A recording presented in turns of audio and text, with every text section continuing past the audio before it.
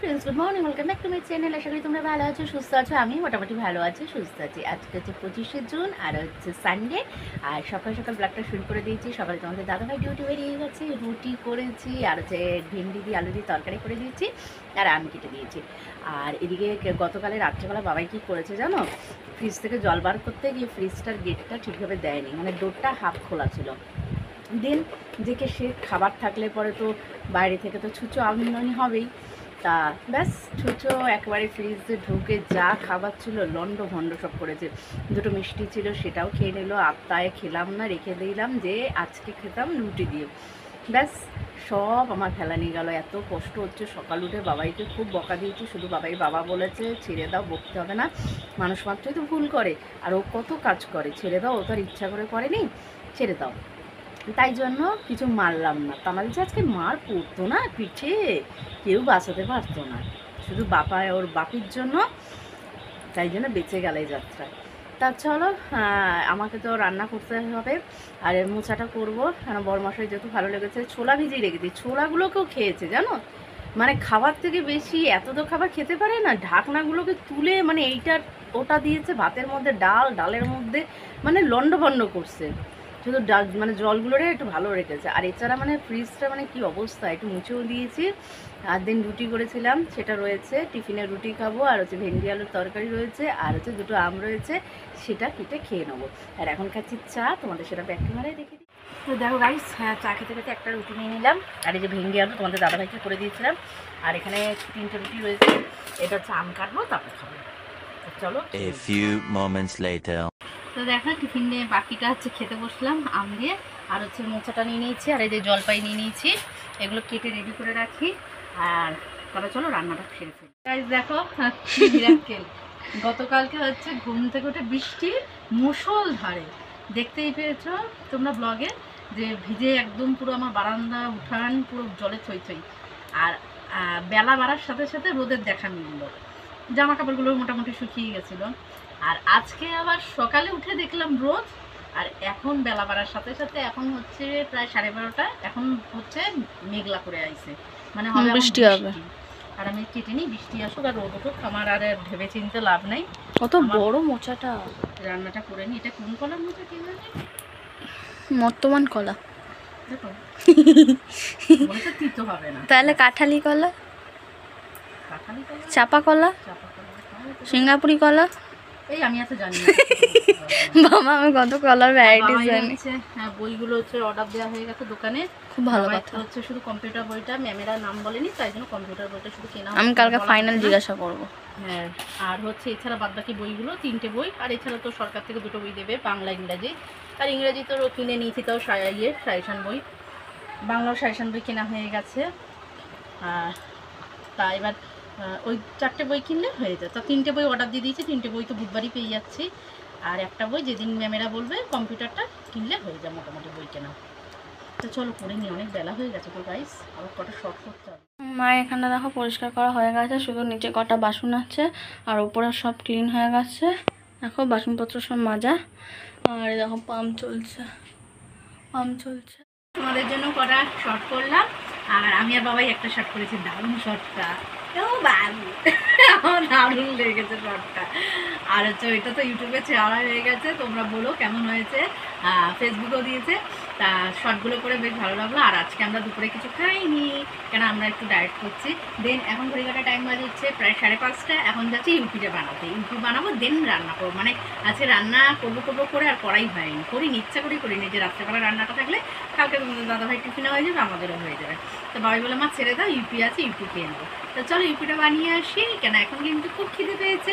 আর খাওয়াটাকে control করে কিন্তু কষ্ট করে তোমাদের জন্য শর্ট করেছি, তা নাহলে রান্নায় মানে বসে পড়লে মানে আর হয় না গো গাইস। তো চলো ঝপঝপ করে না বকবক করে রান্না বানানো হয়ে গেছে। বাবাই আর আমি মিলে বানালাম একটা ইউপি, মানে একটা না 5টা ইউপি বানাতে দুজনে মিলে খাপ দিলাম। এই ছিল 5টা করে নিলাম। তো চলো খেয়ে নিই, খেয়ে রান্না চাপাবো, আর শোবো না, মাথাটাও যন্ত্রণা করছে হঠাৎ, আর শোবো না, এরপরে রান্না করে দিন রাত্রিবেলা শোবো। চলো খেয়ে নিই। হ্যালো, চিলি সসটা যা ছিল দিয়ে দিয়েছি। ভালো আছে। আমার ম্যাগির থেকে ইউপিটা বেশি ভালো লাগে এখন, ইউপিটা টেস্টি।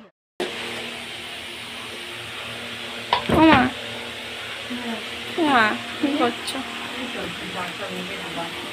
মনে করছো ভাজা ভাজি তো একটু মেখে দিলাম, জলটা ফেলে দিলাম।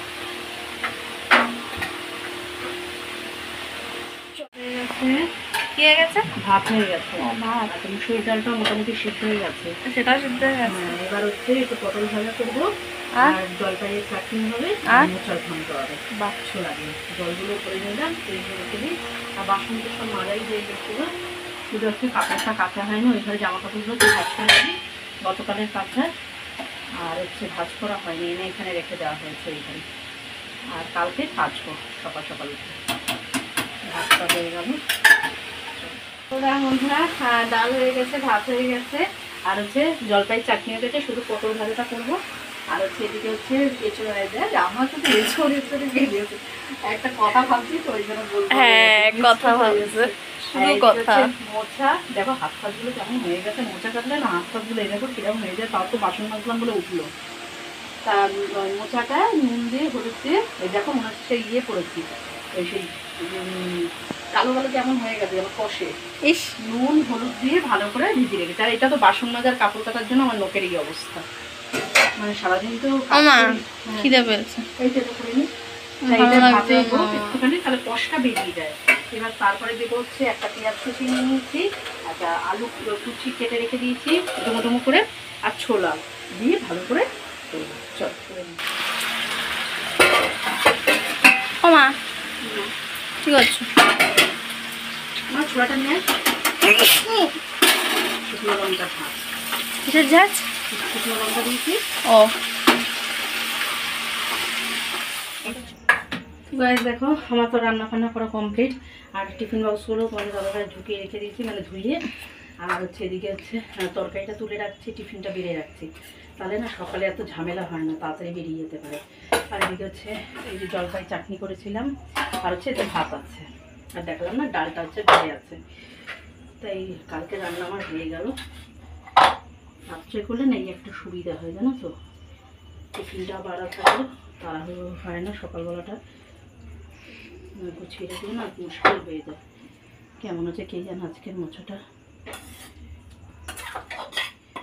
চলো ফ্রেন্ডস, দেখো একটু এখানে এসে বসলাম, আর হচ্ছে জাস্ট বাসন টাসন মাজা কমপ্লিট হয়ে গেছে, রান্না কমপ্লিট হয়ে গেছে। আজকে আর কেউ খেলাম না, কেন শরীরটা একদম মানে আমার বুক জ্বলে যাচ্ছে। একটুখানি সিঙ্গারা এনেছিল, তোমাদের দাদাভাই খেয়েছিলাম আর চা দিয়ে, আর খেয়ে একটুখানি রিচ খাওয়া একদম হজম হচ্ছে না, তা কেন জানি না। তা এখন বাসন টাসন যাওয়া ছিল একটা মেজে নিয়েছি, গ্যাস ফ্যাস মোছা পুরো কমপ্লিট।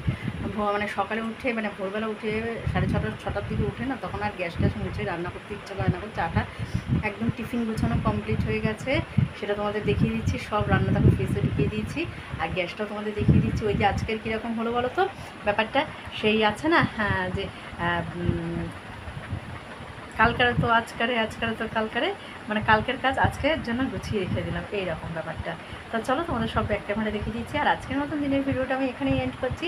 যদি ভালো লাগে তো লাইক করে দিও। আর এটা হচ্ছে আমার বাইরের ফ্যান, যেটা হচ্ছে রান্নাঘরে আমি যখন বসি তখন বারান্দায়, মানে এটা না চালিয়ে আমি রান্নাই করতে পারি না। দেখতে গেছো পুরো ঘেমে গেছি, এটা চেঞ্জ করে ফেলবো। হ্যাঁ, গাফা একটুখানি জল দিয়ে দিয়েছি, ছোটো মুখে জল দাও, দেখতেই পাচ্ছ।